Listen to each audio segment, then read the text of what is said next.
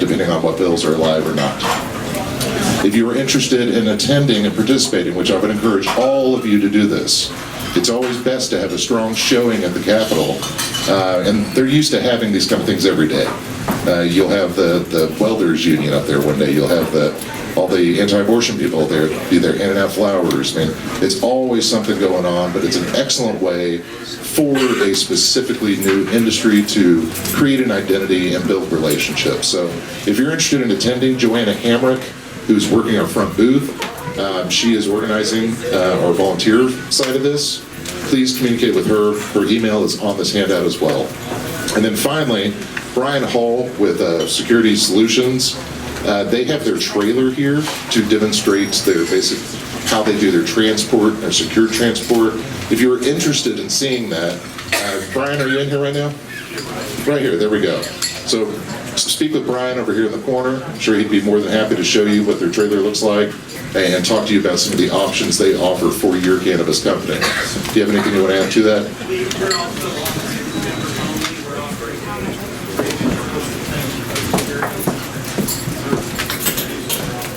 There we go. For those of you who did not hear that, for our members only, they're offering a free consultation on security planning, and transport solutions. Excellent. Thank you, Brian. I appreciate that. Okay, so tonight we're going to have a little bit different format. We are very pleased to welcome the new OMA director. He's actually been the director for some time, but I guess he's just officially designated as the director recently. This is Travis Kirkpatrick. He'll be participating in our policy and pints. And then after we wrap up, we'll do a Q&A, and then we'll go over some of the legislation that we have on the handouts for those of you who want to stick around and talk more specifics on that policy. So without further ado, guys, put your hands together. We should be very proud to welcome Travis Kirkpatrick.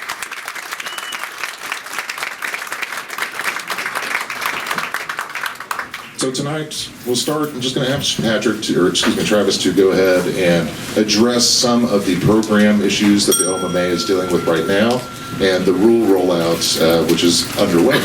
So, Travis? Well, first of all, I'm going to say all of the things that you probably think a guy like me would say, which is thank you guys for coming. Thank you guys for having me. I really appreciate the opportunity to kind of come in front of a group like this. And no one's thrown anything at me yet, so I'm really excited about that. I know I was told by my compliance team that someone from Capital Dank might be here. So if you're here, I was told to give you a shout out. Thank you guys so much. Paige said that you were excited. I'm excited that you guys are here. So thank you guys. I hope she said everything was great, and so we appreciate you guys, your continued help with us. So I took over mid-October, and if you'll give me just a little bit of thank you. So mid-October, I went into a conversation with the now Commissioner of Health, Gary Cox.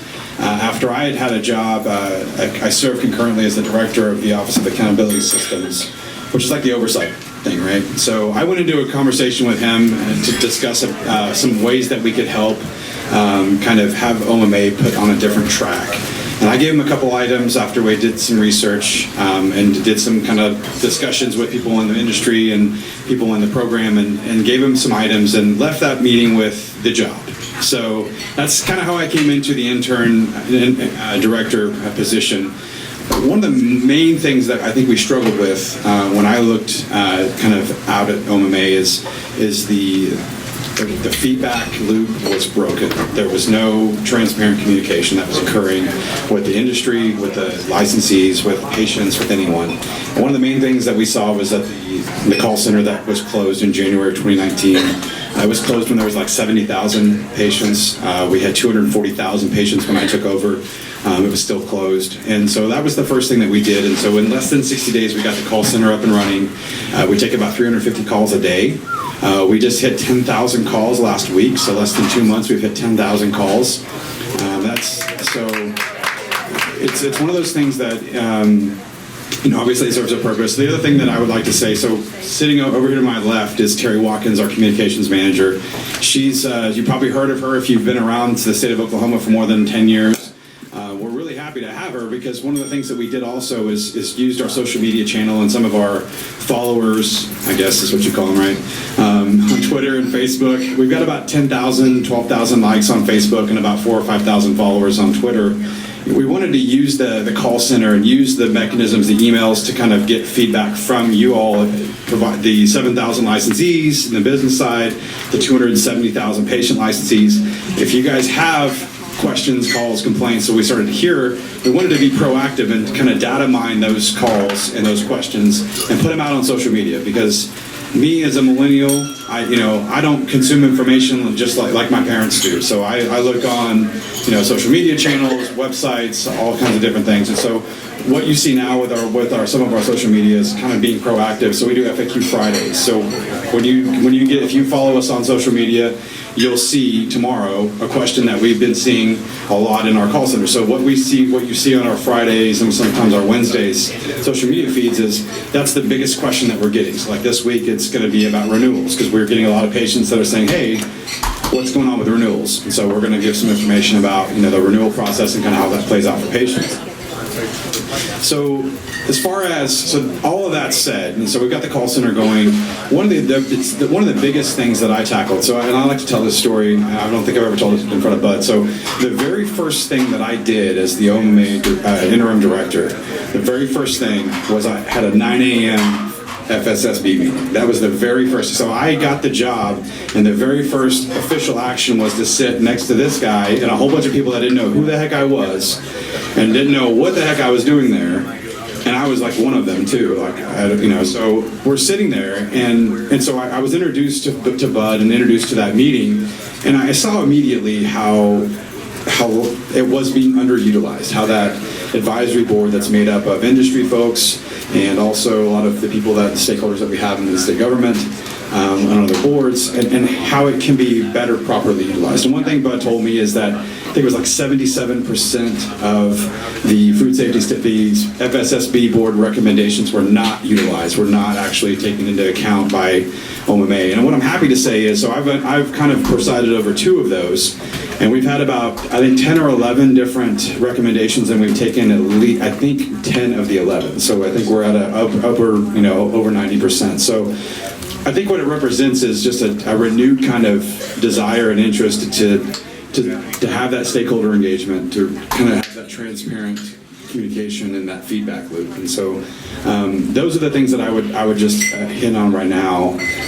We are currently, one last thing I'll say before I stop talking, is we are currently in what we call the open comment period for our rules. And so very briefly, so you've got the legislators that work at the Capitol, that they write and they legislate and they pass the laws. And then us at the agency level, we have our rules, which is basically how we're going to enforce those laws, how we're going to put those laws to action.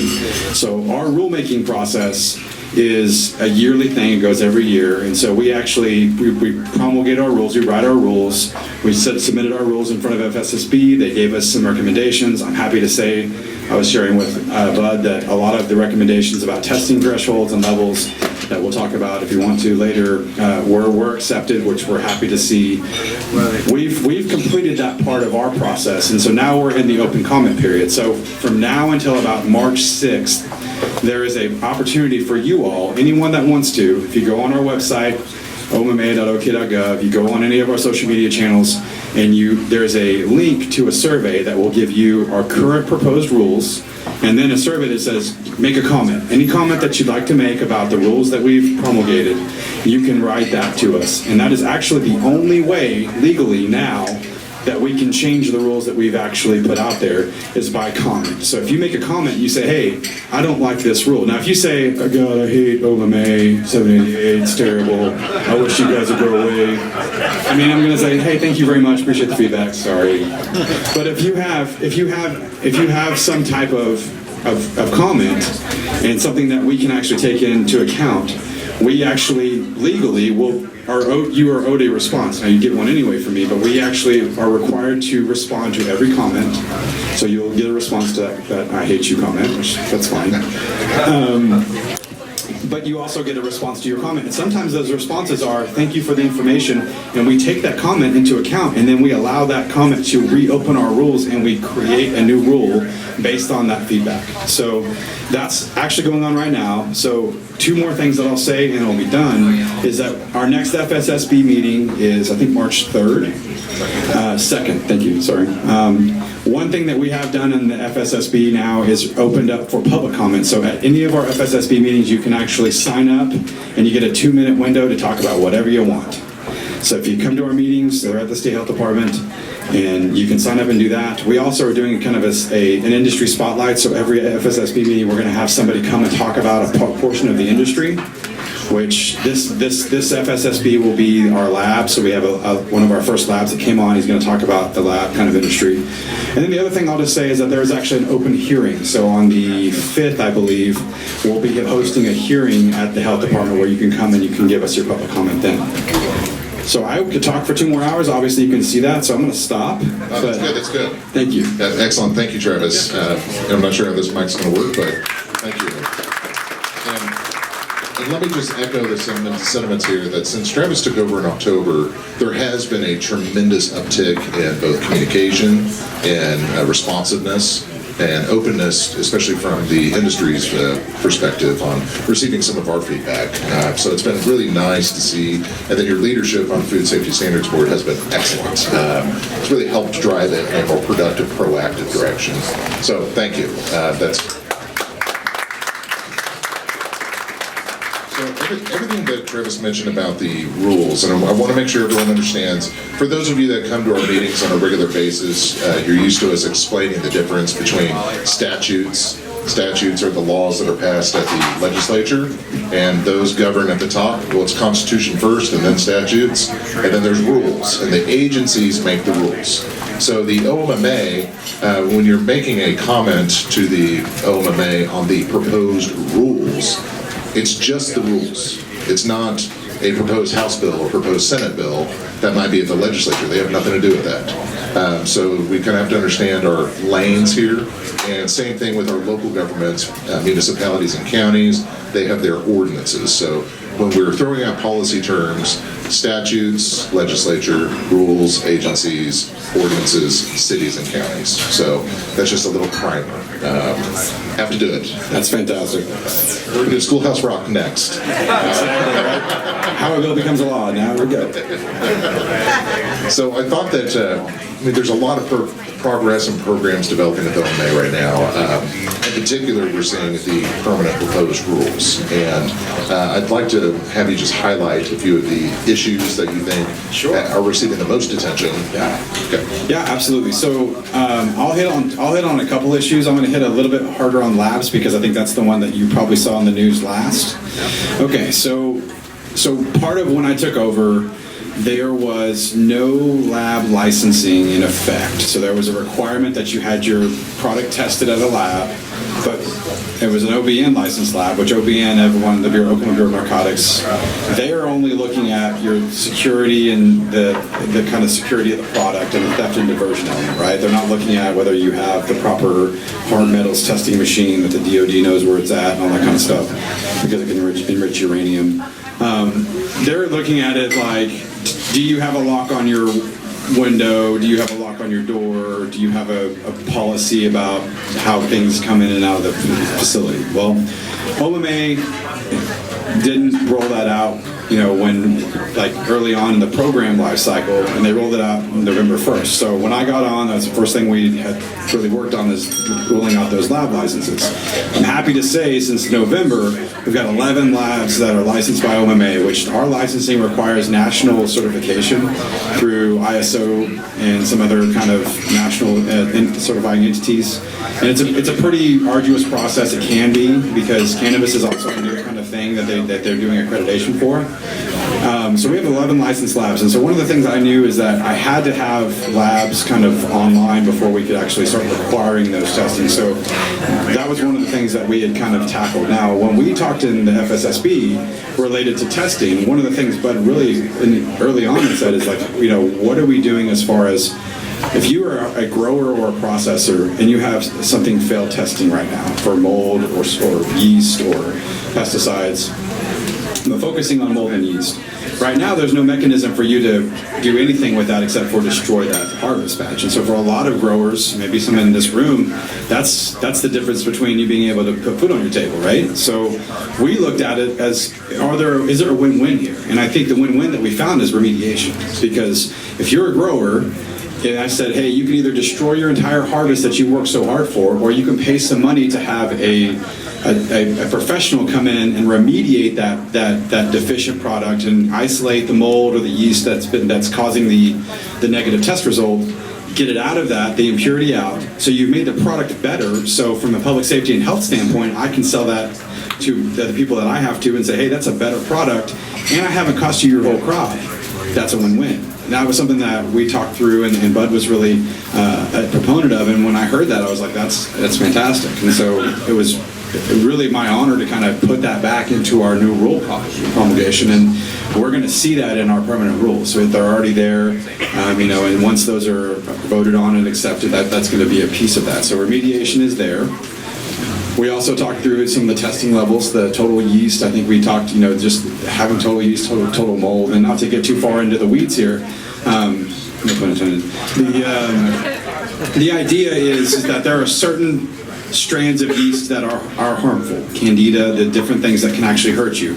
There are certain strands that are helpful. There are certain strands of mold that some people use as pesticides. And so we wanted to make sure that we were only targeting the ones that we do have a true health and safety aspect of, and making sure those aren't there, but then not kind of disabling the ability for growers or processors to use the other types. And so we have modified our testing standards for that. So labs, that's what I would say in labs. Again, we could go on and on.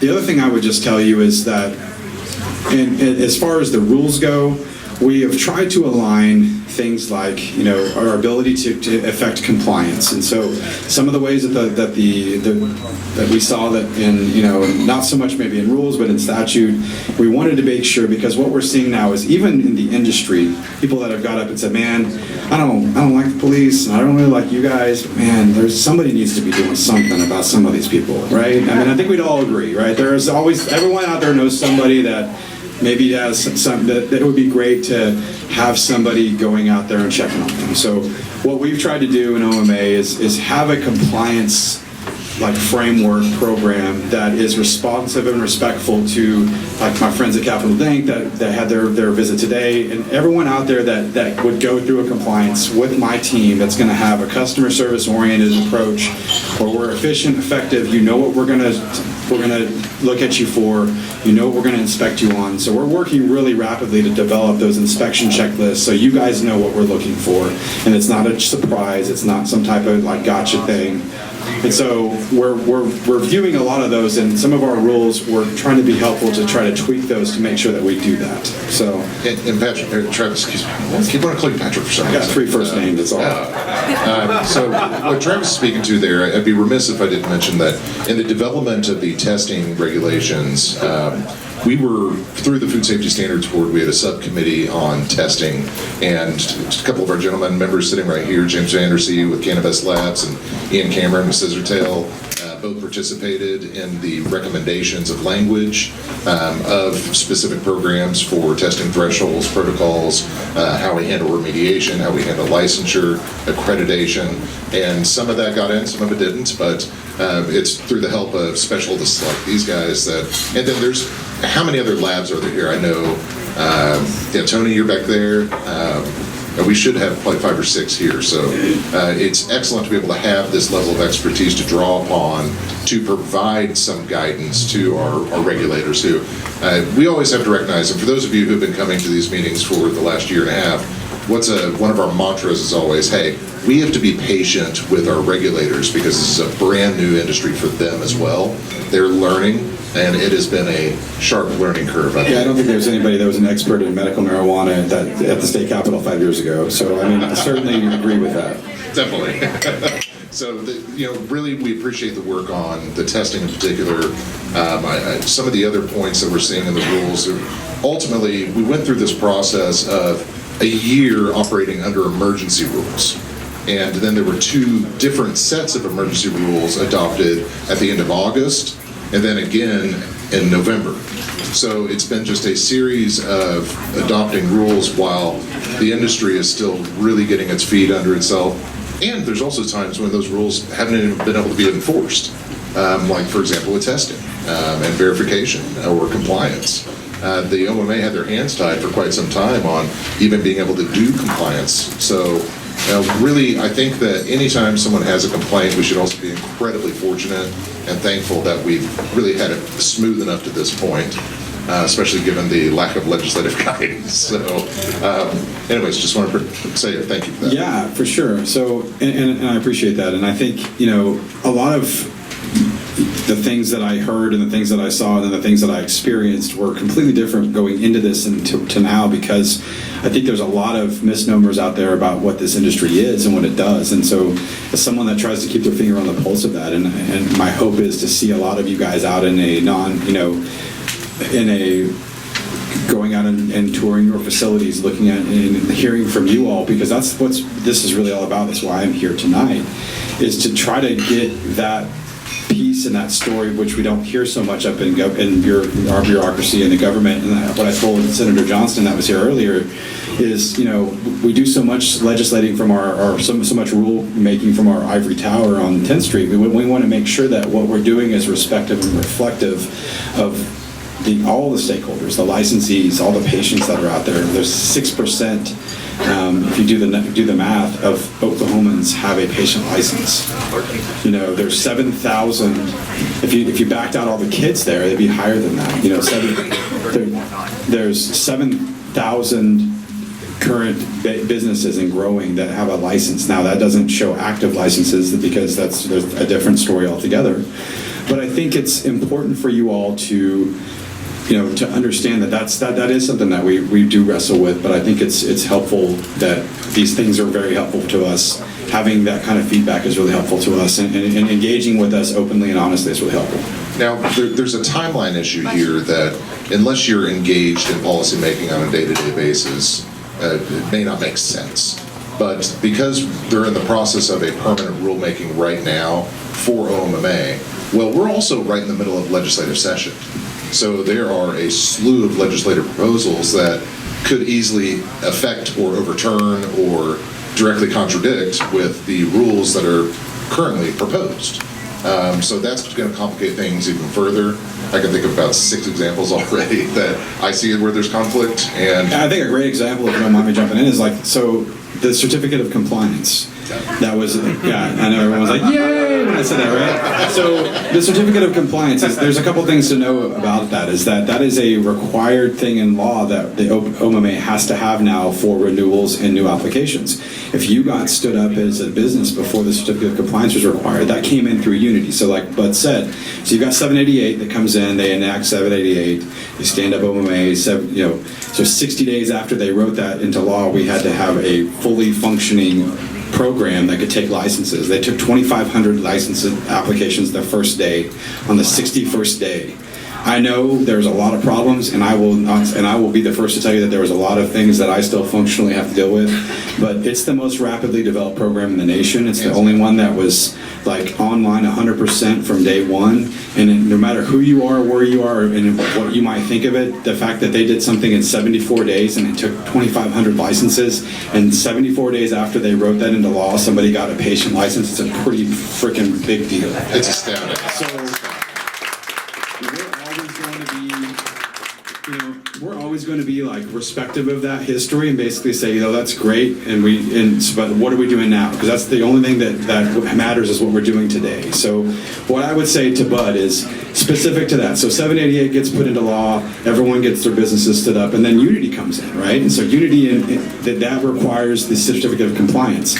That's not something that was there before. So we could see something like that. So part of my job in this role is a lot trying to find ways to balance those and say, hey, we want to have, my goal to this year is to have that kind of on-ramp, like a highway on-ramp. I don't want to go up a cliff. Because then you got to go down a cliff, right? So I want to have a kind of a graded incline, so we don't have, so these rule changes, these legislative changes, if there are any, are are something that's palatable to you guys, that you don't walk in and go, man, yesterday it was this way, today it's this way, and I don't know what's going on. Absolutely. But regardless of what happens, transparent communication is going to be a key thing for us. So you may not like it, you may not appreciate it, and you may blame me for it, and that's totally fine. But know that I will always talk about it. I will always tell you about it. You can always call us. We will always have that one.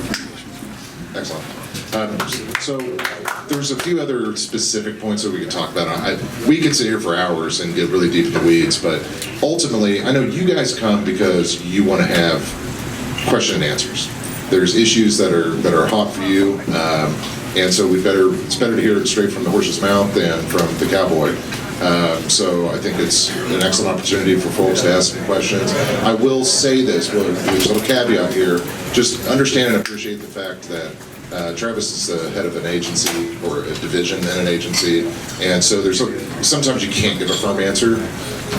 Sometimes there's rules in the work. Sometimes there's RFPs that are open, and by law they're restricted on what they can respond to. So I think I'll preempt one of those just by saying, seed to sale, guys, it's coming. Just delayed. The vendor has not been selected yet. I'll answer that question. So that's all we're going to have on that. So can I say one thing on that? So I want to say one thing. I think I'm legally able to say one thing. And if you see her vigorously shake her head no, and all these lawyers get really excited, that's probably false. But I will say one thing about seed to sale and about that overall. So I'm not going to answer any questions. They're right. I'm not going to say anything about the RFP. One thing I will say about the whole concept of a seed to sale system, and I want to kind of maybe solve this for people, is anything that we choose at the state, and one thing that I'm going to be passionate about, I have a background in Medicaid. I was a Medicaid investigator for the Healthcare Authority. One thing that's a beautiful thing about the Medicaid system is that it has a backdoor that opens to every type of front-end, GUI, graphical user interface system that you can think of. You can dump its data. Whatever we choose as a state for the seed to sale system is going to have a mechanism where it can speak to those point of sale systems. That's a requirement of the RFP. So when people come to me and say, hey, you need to tell me what seed to sale it is, and hey, I promise I won't tell anybody, it's double secret swear, I won't say anything.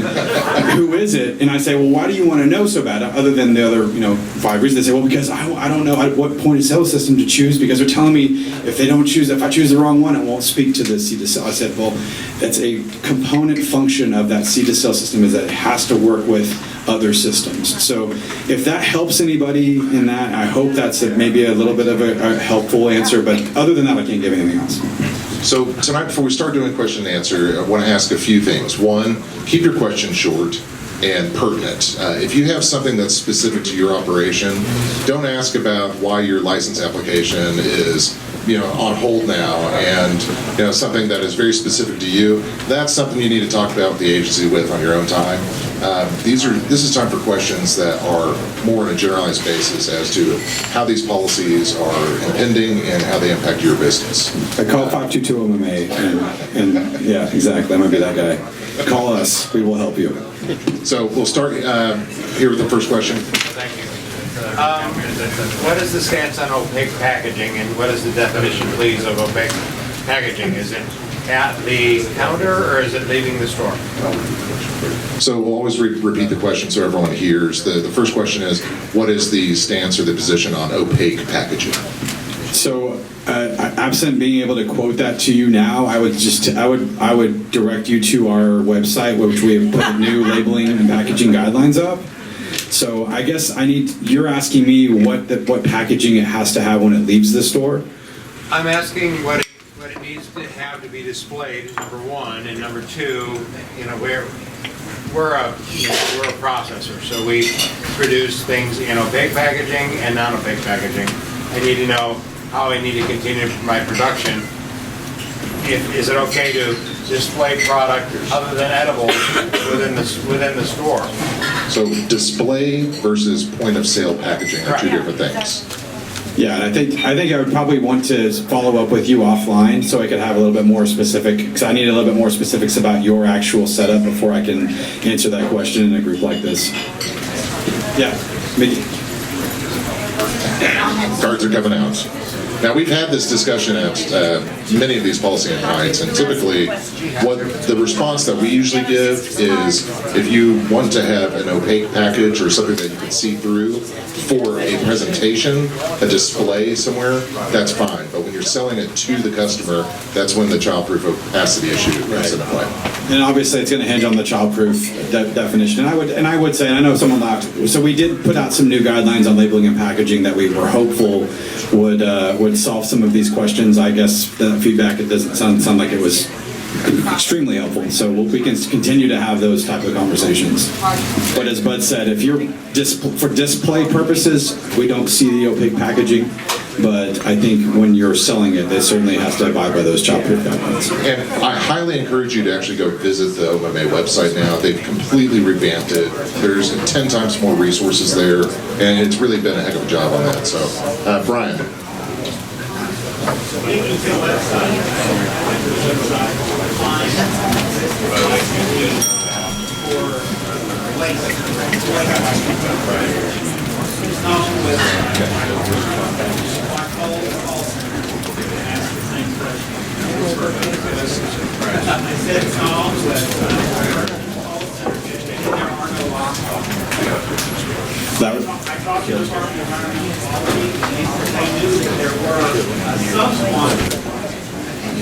Yeah. So there are three. I can. Do you know who you talked to specifically? Yes. Okay. So the question was about the waste management licenses and if any have been issued. Yeah, so we currently have 3 waste management processors that we have licensed. We have a required maximum of 10 that we can license. Now that doesn't mean that they can't sub-license under a location, but we do have 3 currently, and we can certainly discuss. You got the right lady in the room. We can discuss getting that posted on the website immediately. Yeah, so OMA Waste is a good address. I can certainly, and I would say our general turnaround time is 2 to 3 days on emails. So, but I will certainly get you a response. Yeah. No, I appreciate that. No, it's helpful. Absolutely. Now, there's also legislation, the House bill that's actually gone through House committee, is on the House floor now, that, excuse me, actually lifts the restriction on the number of waste management licenses to unlimited. Yeah, and I will tell you, if anyone's trying to intrepidly get into the waste business, we are still accepting waste processor licenses, applications. Brian? Okay.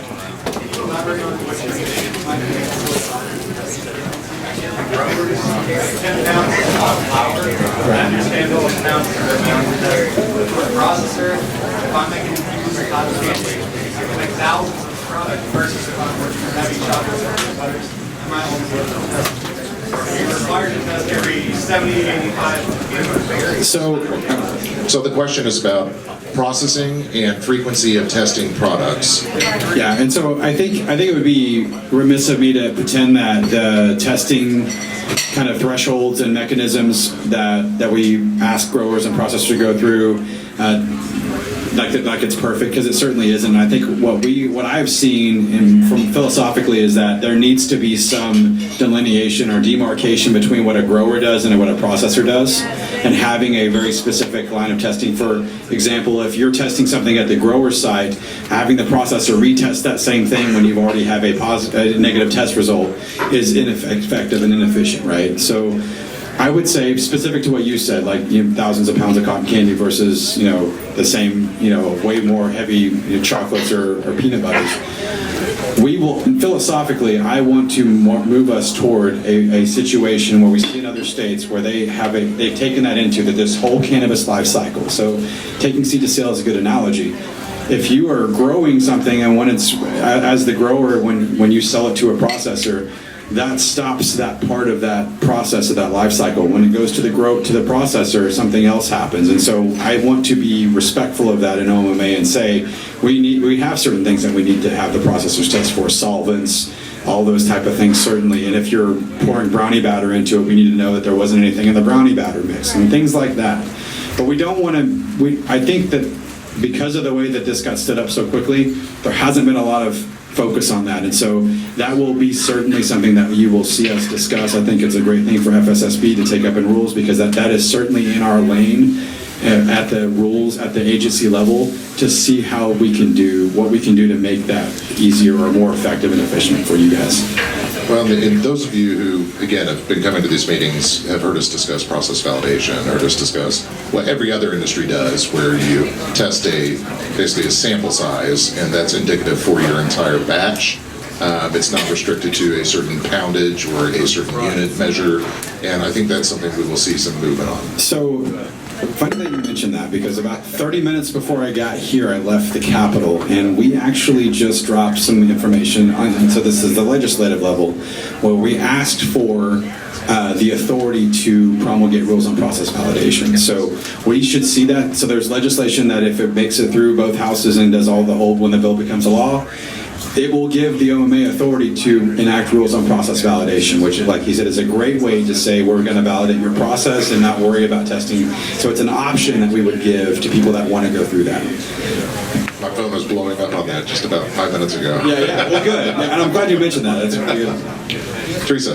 Yeah, I have a two-part question. Kind of a suggestion. They kind of did away with moisture content. A lot of these features are pretty much about that. And on transport, I think that sometimes when you're in a rural area, you want to be able to go to a state or a lot of them. If you keep it under a minimum amount, Okay, so two things, two-part question. First part was doing away with the moisture content testing requirements, in particular for processing items that could have packaging restrictions creating mold. And then the second part is related to transport agent manifests, or excuse me, just transport manifests in general. And as something we've talked about extensively, the ability to go provide samples and go door to door, as opposed to having your manifest where it says one point to the next point, and that's that. Yeah, so I think, so the first one I think I'd need a little bit more kind of context on, and probably have my lab guy here, because I think it's important to probably pull that apart a little bit more. So I apologize, I'm gonna defer on that one. But I think the second one we are looking at, and I think there is some legislation, and we are in support of removing that restriction of having the active GPS on transport vehicles. And I think having more of an open potential to give us that point A to point B. And here's what I'll say, and it's not a panacea, I get, but the seed-to-sale system is going to be a great mechanism for us to drop in a closed loop situation like they do in other states like Colorado, anywhere else that has seed-to-sale, and say, where has this marijuana product been, where is it at now, and who got it? So I think in the absence of that now, you've got a very intentional way for us we've got to see and track all those things. Now, as we are moving quickly to try to get seed-to-sale like enacted online, I think you will start to see a parallel, kind of a gradual restriction in some of those things. But I certainly accept your comments, and I think you will see some changes to the transport agent. And to Travis's point about seed to sale, ultimately when you see a lot of these systems, you can actually designate something as a sample.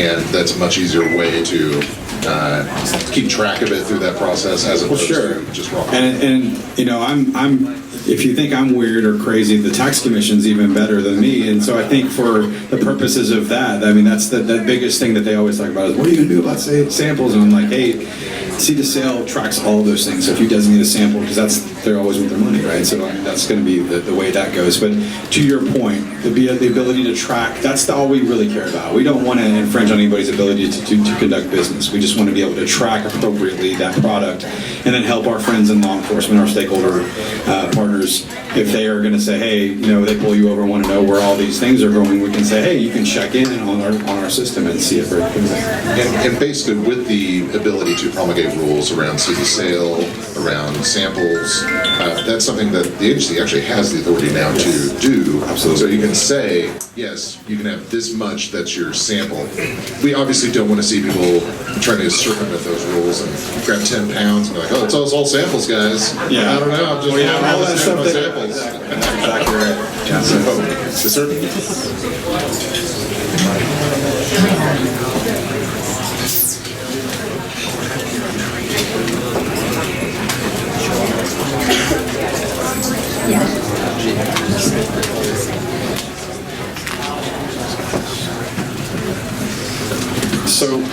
Question is, Yeah. the question, what is OMMA's perspective on seed to sale as it applies to more commodity large-scale agriculture? And we've discussed this at length, we've discussed it at food safety standards, but I've discussed it extensively. I think everyone started hearing me talk about it there.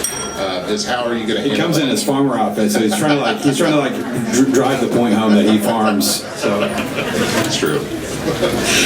I think so. It's a mentality, you know. And so I want to just say, so philosophically, the way that seed to sale generally works is they're doing RFID tagging, or there's some type of kind of accounting for of all of these plants. And so, as far as I'm concerned, as long as I can have some degree of certainty that the plants that died off, and they didn't die off and actually get into a semi truck and drive to like Texas, I think that's going to be where that's where I draw the line. It's because I don't want to be in your business any more than you want me in your business. And so if I have a mechanism where I can track that, hey, when these were seedlings, based on the laws and the rules that we promulgate, we tagged all these, if it's the RFI, if that's the system that we use, and we're able to track those, and you can say, here's how much, you know, that naturally we had that died off, then there isn't going to be a lot. And I know, and I'm not speaking in the terms, in the farming terms, and I apologize. I have a lot of respect for anyone that can get out there and actually grow something.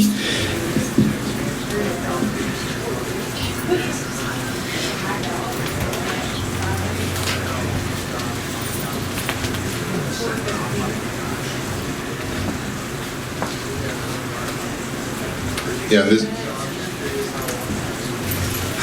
Well, I think we look to best practices in other states, because we certainly aren't going to be the one state that's done it the soonest.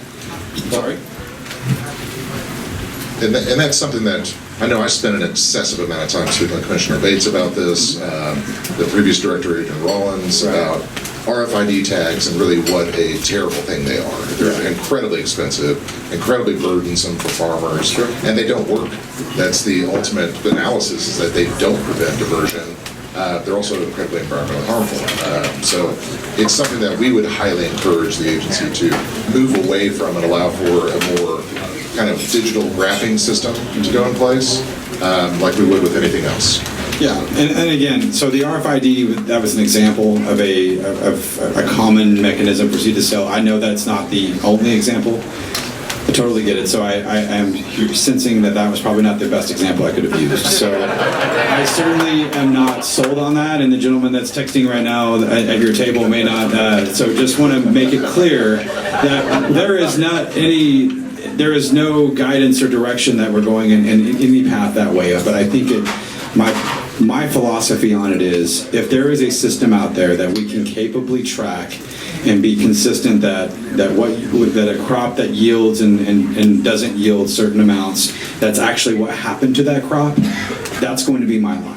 And if it's an RFID system, great. If it's not, and it's hearing from you guys, maybe that's not the best, then we're going to certainly be open and looking at whatever is best.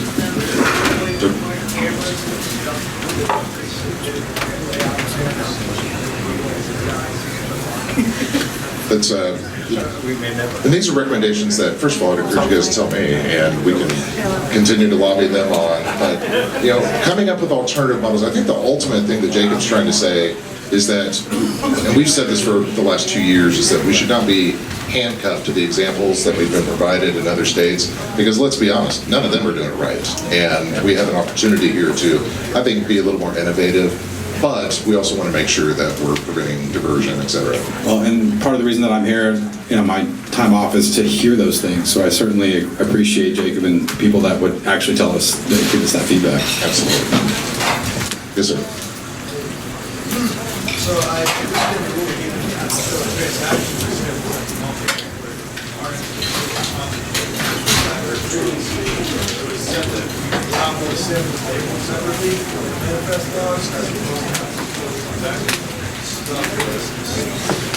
Question or comment is on samples versus transactions, and confusion over whether you could actually treat something as a sample.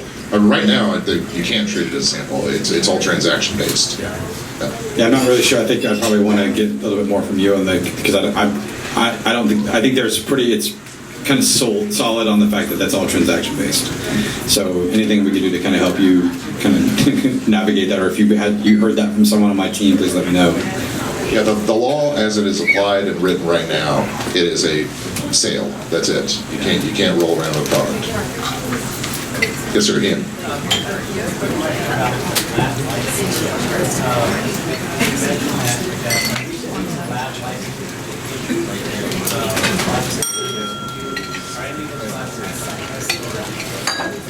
Yeah, so some of them have ISO accreditation, some of them have. I'd have to have Lee give you kind of the rundown if you'd like to hear credit. Are you from Scissors Hell by chance? Okay, and I think you are waiting on one aspect of your application. So I had a conversation with a gentleman that you might be getting a call from soon that might be helpful to you on getting that last hurdle jumped for your lab specifically. But as it relates to those, yeah, so there's a national accreditation. I'd probably start naming acronyms and be off on some of them, but I think, yes, certainly we have some ISO certified labs. We have some other labs, and if you would like more information, I would encourage you to reach out to Lee Rhodes. Yeah, the question is about laboratory accreditation, and I believe right now it's NELAC, National Environmental Laboratory Accreditation Center, ISO, no.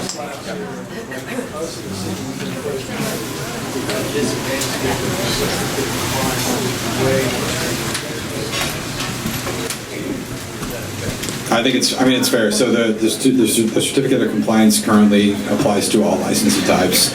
I've heard horror stories. Absolutely, it's different from city to city, and so I've heard horror stories about how Tulsa changed some part of their COC on January 1st. So a lab that had a scheduled visit on the 30th, December 30th, actually couldn't make their visit, and on January 2nd they had their visit, and they said, oh, that would have been compliant 3 days ago. So we don't govern any of that. That's all a city level. That's a municipal level thing, like Bud had said earlier. But I certainly know that that's a situation. And I would just say, without giving anything away, that is something that's being discussed at the legislative level, specific to labs and overall the certificate of compliance piece. So, but I would encourage you guys to do your April 6th day and talk to your legislators, because there is certainly some appetite to maybe look at that. Chris Cotner over here. Go ahead. I started out working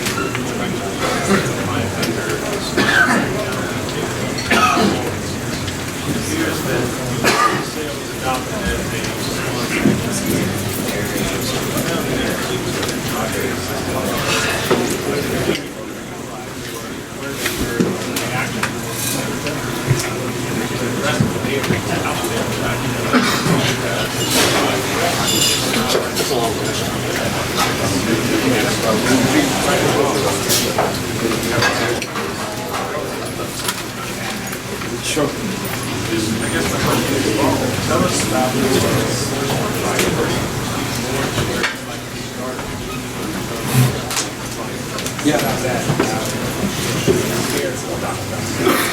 So the question is ultimately about seed to sale and how OMMA would advise how they would like to see licensees prepare for compliance. Yeah, and I think, so you said, enforcement priorities, how do you come into compliance? I think that a great thing that you said there is, our entire philosophy about compliance is getting you guys into compliance. It's not to disenfranchise anyone's business or take anybody's ability to do their business away. And whether or not you trust me, I'm not asking you to trust me. I'm not crazy. I'm asking you to just hear me when I say it's all about coming into compliance. So what you said, a couple things you mentioned about using the data, and the use of data in the seed-to-sale tracking system by other states is largely just to kind of enhance their compliance efforts, or if they get a complaint-based situation. I see that data as a rich kind of ability for us to see. So, for instance, if we have some ability, and I'm not going to say the word RFID again, I just said it, sorry, but I'm not going to say it again because I want my friends over here to throw something at me, but whatever mechanism we use to track a crop, if there is some data out there that we can look back on, because none of this happens in a vacuum, and you can say, this is our fourth crop and we have about a 15% loss on our crop, and so we can show that, and we can show fidelity in that data, and that data consistently shows that. That's a helpful thing to us in an inspection, not even in a complaint-based situation at all. So use of that data is going to help us put things out for the industry to know, put things out for people, our stakeholders to know, gives us forecasting abilities and abilities to see where priorities are. But as far as where my compliance priority is, the very first thing that I want to do this year is get out to every licensee, business licensee that we have. So I want to put eyes on whether it's a rundown building that's not really open yet, or it's a fully licensed operation. So we want to see everybody once a year. And so my philosophy is if you are running a business and doing everything you can to abide by the rules and laws, you're going to see us one time a year. If we need to see you more, if there's a notice of violation that occurs, we're going to try to do everything we can to get you into compliance. If there is a bad actor or there's something that we need to see more often, we will enhance that appropriately. But the main thing that we want to do is try to get out and have those inspections, not just because it's an inspection or whatever. It's our ability to kind of see you all out in Oklahoma and get out and kind of see what is working for you, what's not working for you, and then basically run us through the compliance piece. And with 7,000 licensees, you guys better get ready to spend time on the road. Yeah, and so what I'll say is, so we've got six inspectors that currently work for me in OMMA, and I had a choice. I could have either just hired 30 people, but what we did instead is we actually leveraged our food safety inspectors that exist both in OSDH and Tulsa City County and Oklahoma City County. We're going to be expanding with them and using them. So you will most likely see someone that you've seen in the food safety or in the inspection side, someone that maybe that lives in your community, that actually works for the State Department of Health, that's actually going to be helping conduct your inspection. So we're really hopeful that instead of going out and spending all the state's money on a bunch of people that live in Oklahoma City, you're going to actually have someone that's from your area that may know your space and know your spot. And we really think that's going to be helpful. Okay, Chris Cutler.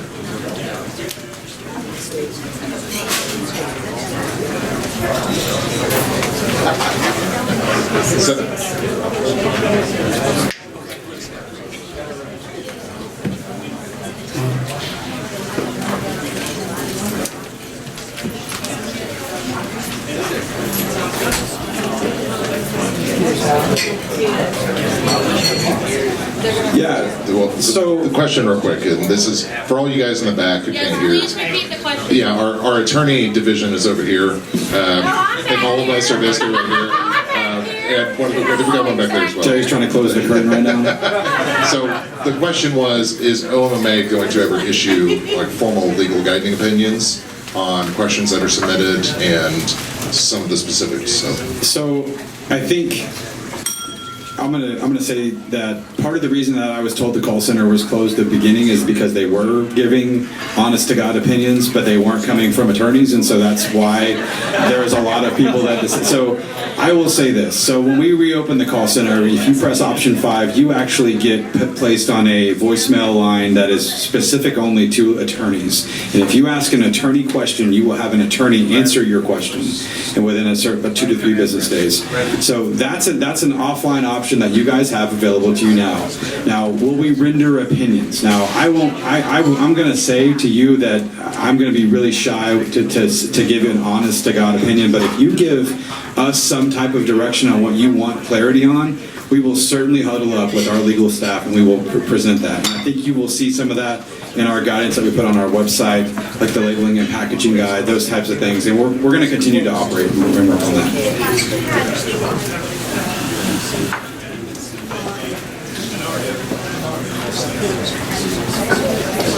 Right, like an AG opinion, right? So I certainly think there's we could work out a mechanism for that. So if you want to grab a card from me, I'd love to hear your comments about what that would look like. Thank you. One more question from our legal division, Blake Johnson, and then we'll take it back over here.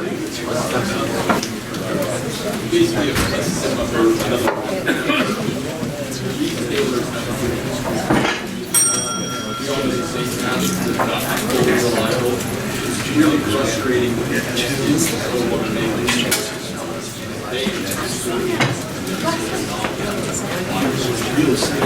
whether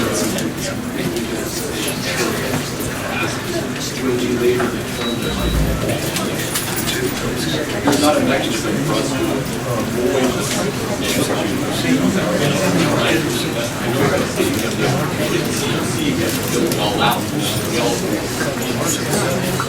Question or comment/question is really more about The setback issue, especially for existing dispensaries, retailers, and the OMMA's maybe inconsistent application. I think that's fair. Yeah.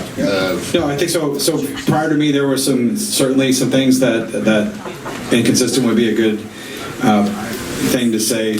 I will say specific to Blake's question, I think what would probably be most effective is if you are in the application process and you would like to request us somehow to formally give you that feedback, and we maybe can do an inspection of that property, I think we could talk about what that might look like. So I don't want to promise to that, because if I get 1,000 of those, it's going to be really hard, and you're going to be waiting for maybe longer than your COC, and that would be terrible. But I certainly would love to be on the front end and the front side of that, because at the end of the day, it's the business that's attesting that their property doesn't fall in line with any of those rules. And so certainly there are some historical things that OMMA has done that will be talked about later, that were inconsistent, but there isn't anything right now that I can say, go to this website, and if it says you're good, you're good. And until we get there, the only thing that I can offer you is if you have a client or someone that's going through that, or a licensee out there that has that similar issue, give us a call, contact us. We can certainly try to hook you up with a compliance person and see if we can do kind of a pre-inspection. Yes.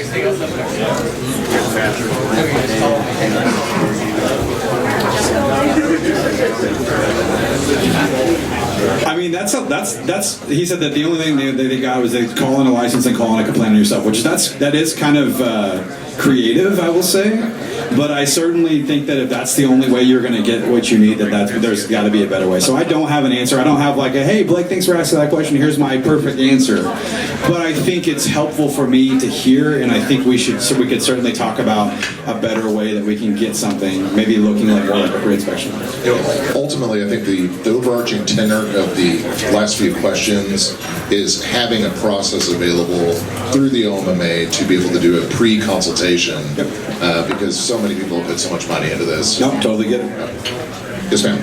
So I have a quick question, because I know it's CD so I'm not going to harp on that, but there's a lot of companies trying to gain our business, right? And you think that you got the right thing and it's all smoke and mirrors, so you really know what you're doing. What I found out is that they're trying to say, well, we have this great recording, you push one button and it's going to give you all your own data. So what they don't tell you is the categories of where it has to be. You can't build a bicycle, right? You can create a package that has an edible and a concentrate and a combined category together. So you have to do it separately to create like a package of goods to give to a client, right? You do a Valentine's special, like you have flour, but you also have edibles. You can't combine them, so when you're putting it for sale, you have to do it individually. When I'm talking to them, their definition and what they say the state told them was the definition. I've had many ones categorized twice, some different ways. It's either combined or it's a concentrate. It's a concentrate or it's a flour. So, what is it? How do we define, is there any way to define, are you guys going to define that? I know there's going to be like that technological. No, but at the end of the day, like you said, even if we have a great system that categorizes it for us easily and hits one button, if we don't give them the definitions, they're not going to know Can you what they repeat are. the question? You have the definition.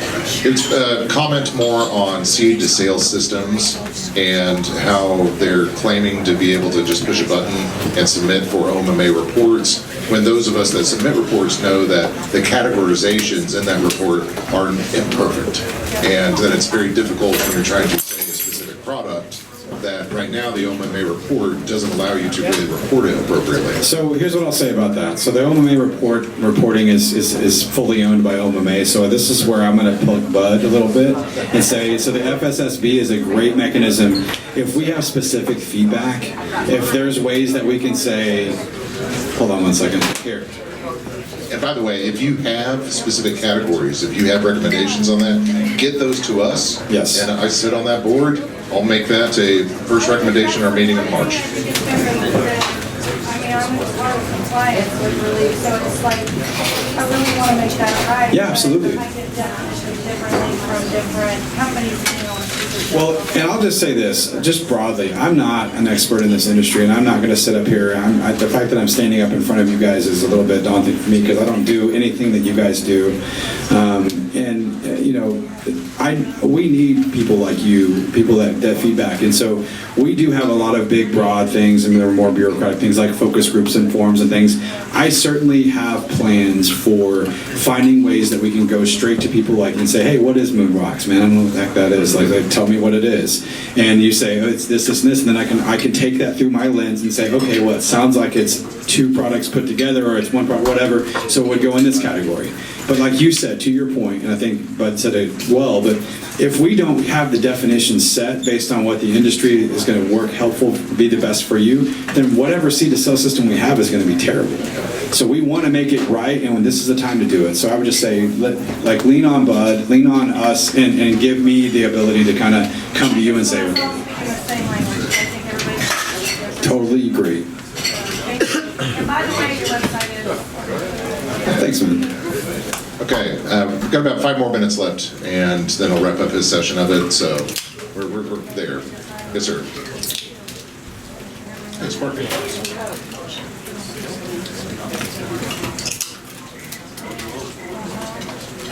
Question is about losing your crop and how you report it. Well, yeah, question is about how you're going to report basically lost crop. And the way that the reporting mechanism works right now is you're supposed to report the actual weight of that. Well, if you're growing over 10 acres and you have a bunch of crop failure, that's a lot of extraneous stuff to go away. It really doesn't make any sense. So. No, I mean, I think that's reflective of kind of that outdated logic on how reporting goes. I don't have an answer for you and say do it this way instead. I think until we can kind of attack that and kind of see what the best way. We've got to continue to do the weight-based reporting. So you know what we always say at these meetings? That comment box, fill it up. And also the public comment portion right now, please, if you have some comments that you'd like us to consider in our rules related to that, we'd love to see it. Yes, ma'am.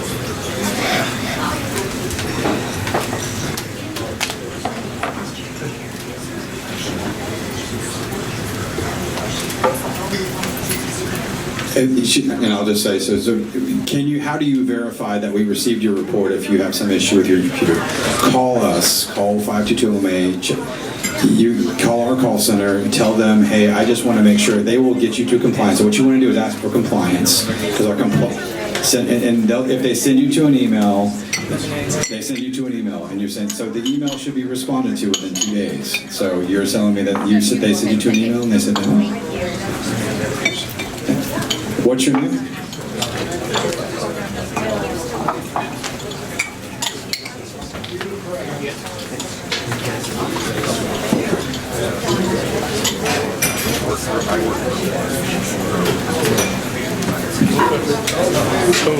I just gotta stay on top of the damn. So Sparky, we're gonna hook you straight up with Terry Watkins, and they'll look directly into your. So if you send me an email on that card, I will make sure you get a response. No, I was trying to make sure you get. All right, I got 2 more questions. Sarah. Question on the transportation agent licenses. There's nothing, this is kind of a maybe a gray area, there's nothing in there that says that a third party cannot, a business owner, for example, that does not have an agent license, cannot be in the car with a licensed transport agent. Is that, am I reading that correctly? A third party, or if you want to hire a car to drive around an armed. So the question is, right now, under the law, is there anything that restricts the ability to have a third party in the vehicle with a transport agent? The answer would be no. I mean, anyone can ride the vehicle. No, we just require that a transport agent has possession of the marijuana, the medical marijuana, the cannabis. So you can bring a guard, certainly want to make sure you're respectful of the city ordinances and laws related to transporting. But as long as there's a transport agent in the vehicle, we don't regulate anyone else that be in the vehicle. Yeah.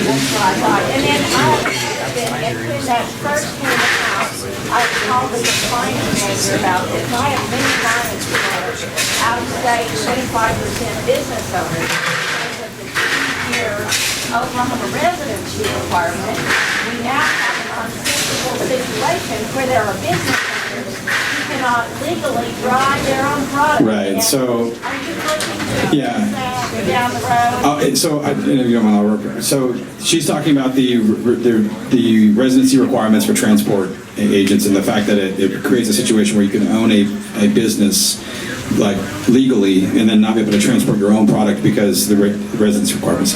So just briefly, that actually was because of the Unity kind of the post 788 Unity kind of coming into effect. That is actually being looked at currently. That's legislation. I don't have the authority under the rules to actually promulgate a rule that would fix that. But we have asked very directly and often to our legislative partners to please fix that, because I think it's going to be something that would align, and it would align it back with the residency requirements for everything else. So, but until that happens, and until we get that, and that becoming into law, we are unfortunately kind of handcuffed. And that was actually one of our OCIA policy priorities going into 2020. That's something we heard heard about it. extensively. Yeah, we heard extensively about it. So it's addressed in legislation if it goes through. So last question, and then we're gonna thank Travis. So who do we got here? So who's the lucky winner? No more questions from the attorneys gallery? All right, we got one in the back. Renee?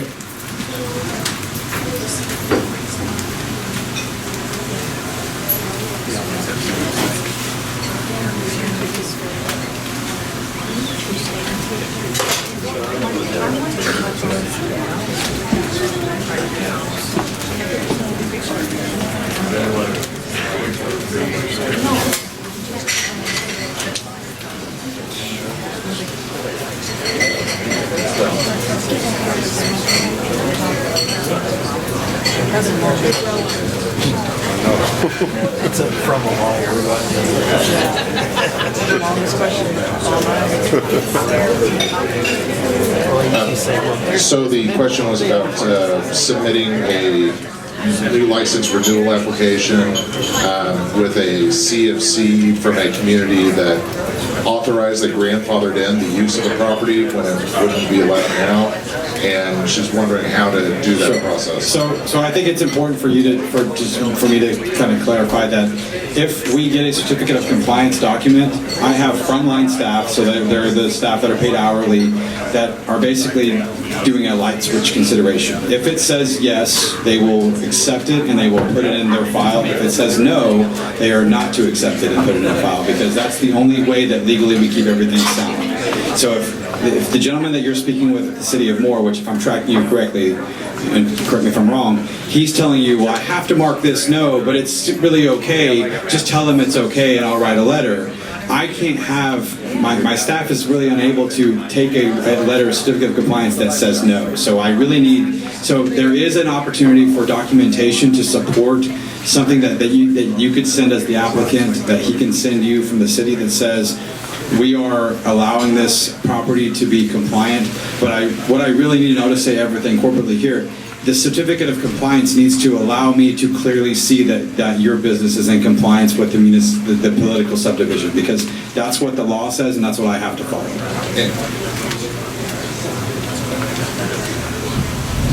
So they wrote a section in? Oh, okay. So why don't you get with us offline, and I think it'd probably be helpful just to be specific to your case, but I think generally speaking, it's going to be hard for us to kind of alter a form like that, and so, but we can certainly talk about it. So on that note, we're going to wrap up our question and answer session here. We've been Travis up here for over an hour, Thank you so getting much. hammered. So thank you.